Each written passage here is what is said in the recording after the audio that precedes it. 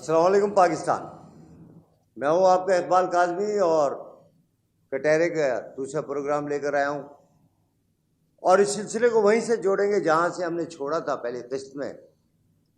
اور ہم نے پہلی قسط میں دکھایا اور بتایا کہ پاکستان انٹرنیشنل ایئر لائنس کی سابقہ انتظامیہ نے انسانی جانوں کو جان بوجھ کر موت کے منہ میں دھکیل دیا، اور انہوں نے نظر انداز کر دیا ایروپیس سسٹم فرانس کو، جس میں انہوں نے واضح طور پر کہا تھا کہ آپ ان جہازوں کے پلیٹس کی مرمت نہیں کر سکتے، اور انہوں نے کی. اور جب ایروپیس سسٹم فرانس نے پیائیے انتظامیہ کو تنبیہ کی، اگر آپ نے یہ سلسلہ موقوف نہیں کیا تو ہم اس کی شکایت ہائر اتھارٹی کو کریں گے. اور ہم نے آپ کو یہاں پر یہ بھی دکھایا کہ نہ صرف فروغ کا مسئلہ تھا، بلکہ یہاں تو پورا آوے کا آوا بگڑا ہوا تھا، اور سابق انتظامیہ نے جعلی لائسنس کے اوپر پائلٹ بھرتی کر دیے. اس بدنصیب طیارے کے فرسٹ آفیسر بھی اس لسٹ میں شامل ہیں.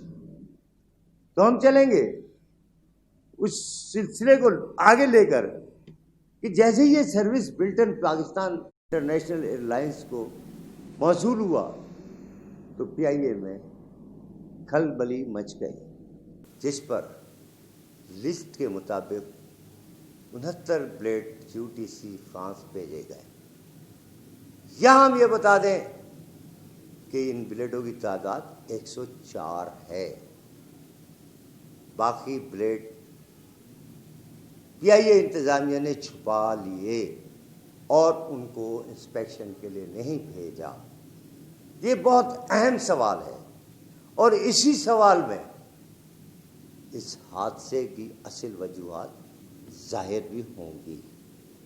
ہم یہاں بتاتے چلیں کہ یہ 69 بلیڈ جو یو ٹی سی فرانس بھیجے گئے، پی آئی اے نے بغیر اتھارٹی کے ان بلیڈوں کی مرمت خود کی، جو کہ غیر قانونی تھی. ہم بتائیں کہ یہاں پر 104 بلیڈ تھے، جیسے کہ ہم بتا چکے ہیں.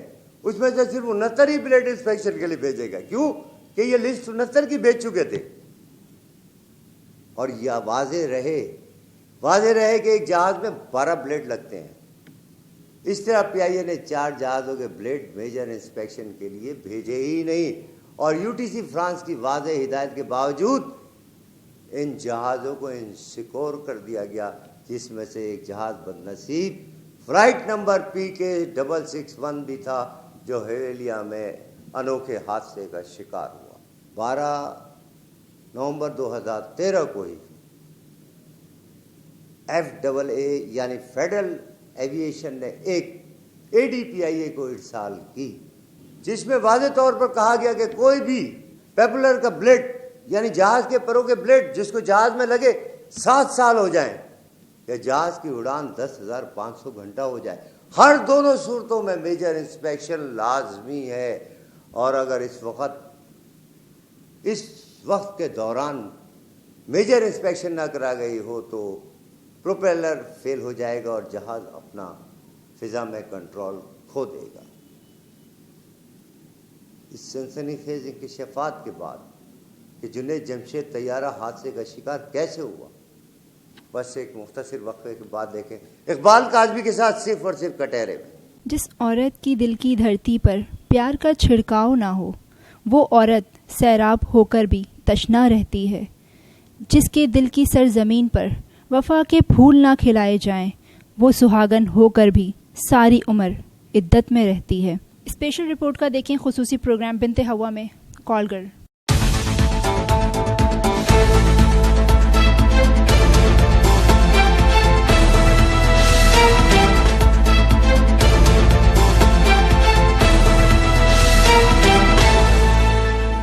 جیسے کہ ہم وقفے سے پہلے پیش کرتے رہے وہ حقائق جس نے نہ صرف پی آئی اے کو تباہ کر دیا بلکہ مسافروں کی قیمتی جانوں سے بھی کھیلا گیا.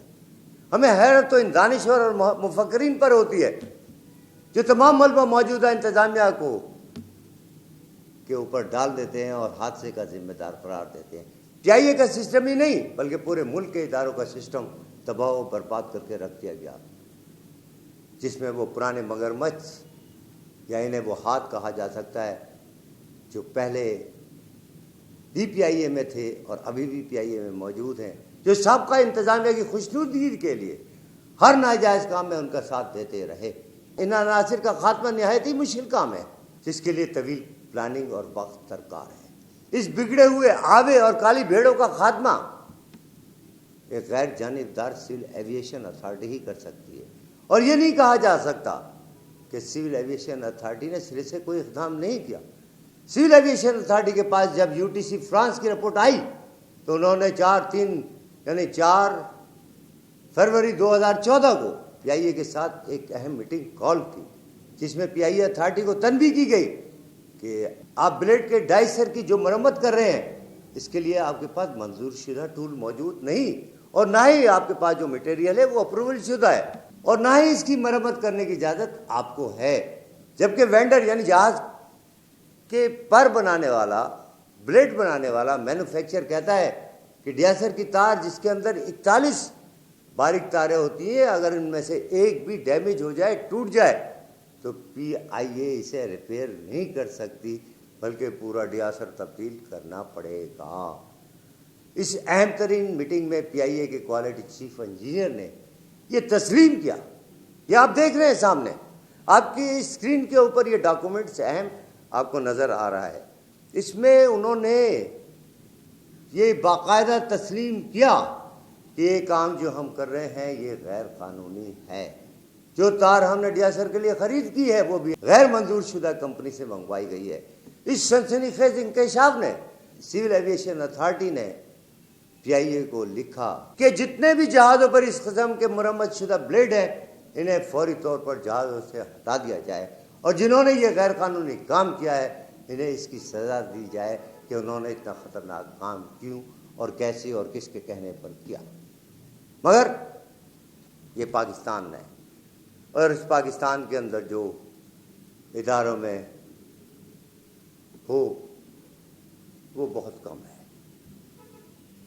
یہاں ہم آپ کو ایک ڈائیگرام دکھا رہے ہیں جو ڈی آئی سر کا ہے. آپ کو اس میں 41 باریک تار نظر آ رہے ہیں. یہ ایک مکمل ڈی آئی سر ہے. اگر اس میں سے ایک بھی تار کو نقصان ہو جائے تو یہ تار کسی طور پر تبدیل نہیں کی جا سکتی، اور نہ ہی پی آئی اے کو یہ اختیار ہے کہ وہ اس کی مرمت کر سکے. جبکہ پی آئی اے نے اپنی لاجواب سروس کی بدولت 69 بلیڈز کی نہ صرف خود مرمت کر ڈالی بلکہ وہ تار جن کا دار و مدار ہی ان کی کوالٹی پر ہے، اگر وہ کوالٹی نہ رہے تو جہاز اپنا توازن کھو بیٹھتا ہے. اپنے غیر تربیت یافتہ عملے سے عام مارکیٹ سے غیر قانونی طور پر خرید کر تبدیل کرایا، جس کا ثبوت ہم آگے چل کر پیش کر رہے ہیں. تو پھر دیکھتے رہیں اقبال کاظمی کے ساتھ صرف اور صرف کٹہرے میں.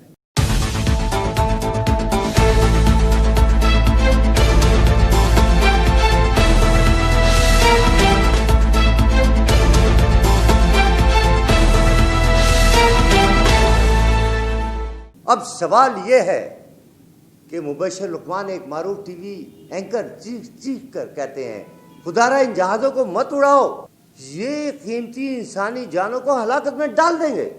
جب ان کی نہیں سنی گئی تو پھر ہمارا ایک چھوٹا سا یوٹیوب چینل ہے، ہماری کون سنے گا؟ اس سبب ہم نے کہ نقار خانے میں طوطی کی آواز دب کر رہ جاتی ہے، موجود سندھ ہائی کورٹ میں تمام تر دستاویزی ثبوت کے ساتھ ایک آئینی پیٹیشن دائر کر دی، جس پر طیارہ حادثے کی تفتیش کرنے والی ٹیم کے سربراہ موجود عدالت میں پیش ہوئے اور ایئر کمانڈر عثمان غنی نے ہمارے پیش کردہ موقف سے ملتی ہوئی رپورٹ پیش کی. یہ ابھی مکمل رپورٹ نہیں تھی، اس میں فرانس اور کینیڈا کی رپورٹیں شامل تھیں، مگر انتظار تھا تو صرف امریکہ کی رپورٹ کا. اس رپورٹ کے کچھ حصے قومی اخبارات میں شائع ہوئے تو senior joint secretary aviation division نے 28/10/2020 کو اسلام آباد سے ایک پریس ریلیز جاری کیا جس میں ہم اب چاہتے ہیں کہ ان کا موقف پیش کریں۔ انہوں نے اپنے پریس ریلیز میں کہا کہ 27 اکتوبر 2020 کو سندھ ہائی کورٹ میں کانسٹیٹیوشن پٹیشن نمبر 7050/2016 کی سماعت کے دوران ایویشن ڈویژن کے نمائندے اور صدر ہوائی جہاز حادثہ انویسٹیگیشن بورڈ معزز عدالت کے روبرو پیش ہوئے اور عدالت کو تحقیقات کی موجودہ پوزیشن کا ایک جائزہ پیش کیا۔ PIA کی پرواز PK661 کا حادثہ، اس جائزہ رپورٹ میں انویسٹیگیشن کا کوئی حتمی نتیجہ شامل نہیں تھا، لیکن ہم ایک اہم بین الاقوامی ذمہ داری کی تکمیل کے سبب معزز عدالت سے وقت مانگنے کی درخواست کرتے ہیں۔ جو وقت انہوں نے مانگا تھا، جس پر معزز عدالت نے اتفاق کرتے ہوئے وقت دیا۔ پریس ریلیز میں کہا گیا کہ ابتدائی تفتیشی رپورٹ کے حوالے سے سوشل میڈیا پر چلنے والی گمراہ کن خبریں حقائق پر مبنی نہیں۔ یہاں ہم بتاتے چلیں کہ اصل حقائق کیا ہیں، ہم انہیں پیش کریں گے اپنی دوسری قسط میں، صرف اور صرف کٹہرے میں۔ یہاں ہم ایک بڑی دلچسپ صورتحال بھی پیدا ہو اور ہمارے سامنے آئی کہ ATR طیارہ جو حویلیہ میں ہلاک ہوا، اس کے فرسٹ آفیسر احمد منصور جنجوعہ کی بہن نے ایک عجیب و غریب واٹس ایپ مہم شروع کی جس میں انہوں نے دعویٰ کیا کہ اقبال کاظمی اس کیس سے دستبردار ہو گئے ہیں اور اب ان کی والدہ میڈم جنجوعہ یہ کیس لڑ رہی ہیں۔ ایسی غلط بیانی انہوں نے کیوں کی؟ وہ نہیں جانتی کہ اقبال کاظمی کون ہے۔ اقبال کاظمی نے 2007 میں صدر مملکت chief of army staff general Pervez Musharraf کے آگے، قائد تحریک متحدہ قومی موومنٹ جو اس وقت مکمل طاقت میں تھی ان کے آگے، اور سندھ حکومت جس کے وزیر ڈاکٹر غلام ارباب رحیم تھے ان کے آگے تمام تر مسائل مشکلات کے باوجود سر نہیں جھکایا، تو وہ جنید جمشید طیارے حادثے سے کیسے دستبردار ہو سکتا تھا؟ وہ یہ چیزیں بھولی ہوئی ہیں، انہیں نہیں معلوم، وہ ایسے ہی سمجھ رہی ہیں، اور وہ کیا مقاصد حاصل کرنا چاہتی ہیں تو ہم اگلی قسط میں پیش کریں گے کہ انہوں نے کیا کھویا کیا پایا۔ تو اب اگلی قسط تک کے لیے اقبال کاظمی کو دیں اجازت اور دیکھتے رہیں اقبال کاظمی کے ساتھ کٹہرے میں سنسنی خیز انکشافات صرف اور صرف اسپیشل رپورٹ.tv پر۔